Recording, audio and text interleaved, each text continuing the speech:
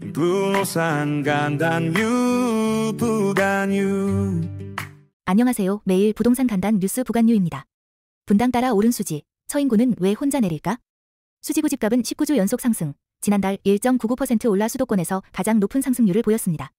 분당구 집값 상승이 수지구에 영향을 준 것으로 분석되며 특히 신분당선 연결 지역을 중심으로 가격이 강세를 보였습니다. 반면 같은 용인시의 처인구는 8주 연속 하락세를 보이며 강남 접근성 등의 차이로 가격 흐름에서 소외되고 있습니다. 특히 눈여겨볼 부분은 신분당선이 연결된 지역이 강남 접근성과 실수요 측면에서 강세를 보이고 있다는 점입니다. 전문가들은 전세값이 오르면서 집값 상승을 선도하거나 동조화하는 흐름이 나타난다고 해석하고 있습니다. 청약도 고인물 세상? 지방까지 만점 통장 등장한 이유는? 청약가점이 극도로 높아지는 인플레이션 현상이 서울뿐 아니라 지방 외곽 지역까지 확대되고 있습니다. 실제로 고척동의 한 단지에서는 만점 84점 통장이 등장했고 지방에서도 만점 통장 17점이 나올 정도로 경쟁이 치열해졌습니다.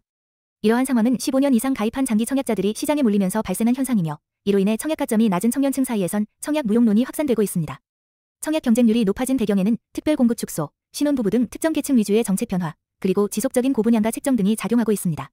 특히 주목할 점은 지방까지 청약 고득점자가 몰리며 서울 외 지역에서도 만점 통장이 당첨되는 사례가 늘고 있다는 점입니다. 이는 청약이 더 이상 젊은 층에게 유리한 제도가 아님을 보여주는 경고 신호로 해석될 수 있습니다. 서울 아파트값, 부산의 3.5배, 10년 새 왜 이렇게 벌어졌나? 서울과 부산의 아파트 평균 매매가 격차가 10년 전 2.1배에서 현재 3.5배로 확대되었습니다. 서울 3.3평방미터당 1,710만 원, 2015년 4,250만 원, 2025년. 부산 802만 원, 2015년 1,214만 원, 2025년. 특히 상위 20% 고가 아파트의 격차는 3.7배에 달하며 이는 서울 고가 아파트의 급등세가 원인으로 분석됩니다. 서울 상위 20% 평균 8,060만 원 196.9% 상승. 부산 상위 20% 평균 2,180만 원 86.3% 상승. 이러한 격차의 원인은 수도권 집중 현상과 지역 간 경제력 차이로 분석됩니다. 서울의 GRDP는 41.6% 상승한 반면 부산은 28.6% 상승. 부산의 경제활동 인구는 오히려 감소한 반면 인천, 경기 등은 증가. 또한 부산은 미분양 주택도 급증 중으로 지역 경기 침체가 장기화되고 있다는 점도 가격 격차를 심화시키는 요인으로 보입니다. 서울과 지방 간의 주거 불균형 문제는 점점 더 뚜렷해지고 있는 상황입니다. 강남 3구 다시 들썩? 토지거래 허가제 효과 끝난 걸까? 5월 서울 아파트 거래량이 5,483건으로 4월보다 증가했으며 특히 강남 3구와 용산구 거래가 눈에 띄게 회복되었습니다. 서초구는 49건 96건, 송파구는 129건 142건, 용산구는 38건 44건. 토지거래 허가제 지정 이후 억제되던 거래가 최근 다시 살아나는 분위기입니다. 일부 단지에서는 신고가 거래도 잇따르고 같은 아파트에서도 몇 달 새 수억 원 오른 가격에 거래된 사례가 속출하고 있습니다. 전문가들은 과열이 지속되면 정부가 다시 규제 카드를 꺼낼 수 있다는 경고도 내놓고 있습니다. 특히 금리 인하 기대와 반포, 잠원동 등 인기 지역 중심의 상승세가 두드러지고 있습니다. 이번 기사는 정부의 토지거래 허가제 정책이 일정 기간 효과를 보였지만 최근 들어 그 효과가 약화되고 있음을 보여주는 신호로 해석할 수 있습니다. 서울 대개발 다시 출발, 수서역, 남산 힐튼 부지에 10조 원 투입.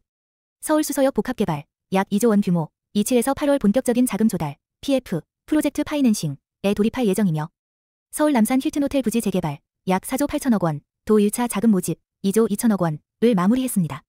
서울 북부 역세권, 서울역 서쪽, 개발, 약 5조 3천억 원, 도 지난 10월 자금 조달을 완료한 바 있어 서울 중심의 대형 프로젝트들이 연달아 재시동을 거는 모습입니다. 최근 정권 교체 이후 규제 완화 기대감, 금리 인하 전망, 분양시장 회복 분위기가 맞물리며 그동안 멈춰있던 초대형 민간 사업들이 다시 움직이고 있다는 분석입니다.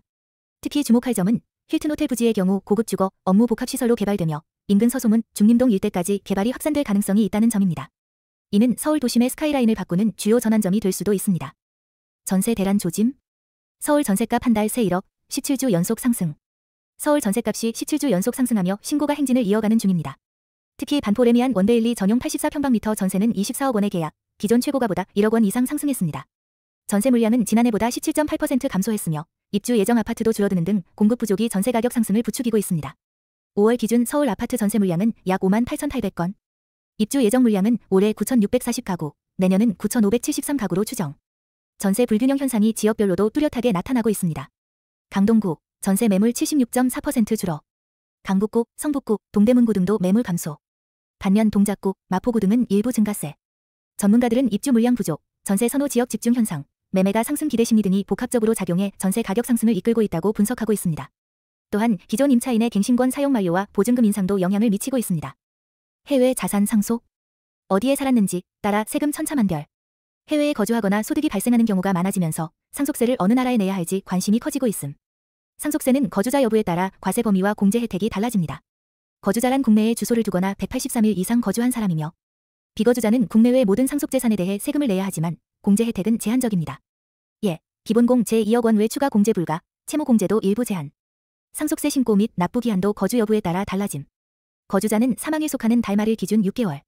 비거주자가 상속인일 경우 3개월 연장.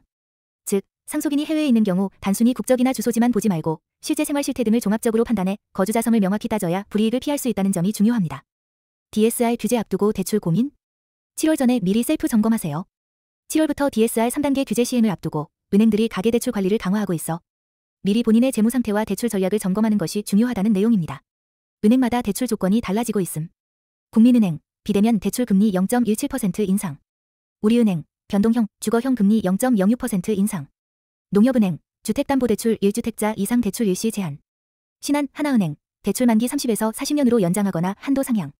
금리, 만기, 조건이 은행마다 다르므로 비교 필수. 특히 대출을 고민 중인 분들은 소득, 기존 대출 여부, 만기 구조 등을 고려해 본인의 예상 DSR 수치를 셀프로 계산해보는 것이 필요합니다. 기사는 특히 무턱대고 대출을 서두르기보다 재무 상황과 조건을 파악해 은행별 전략을 세우는 것이 유리하다고 강조하고 있습니다. 구독, 좋아요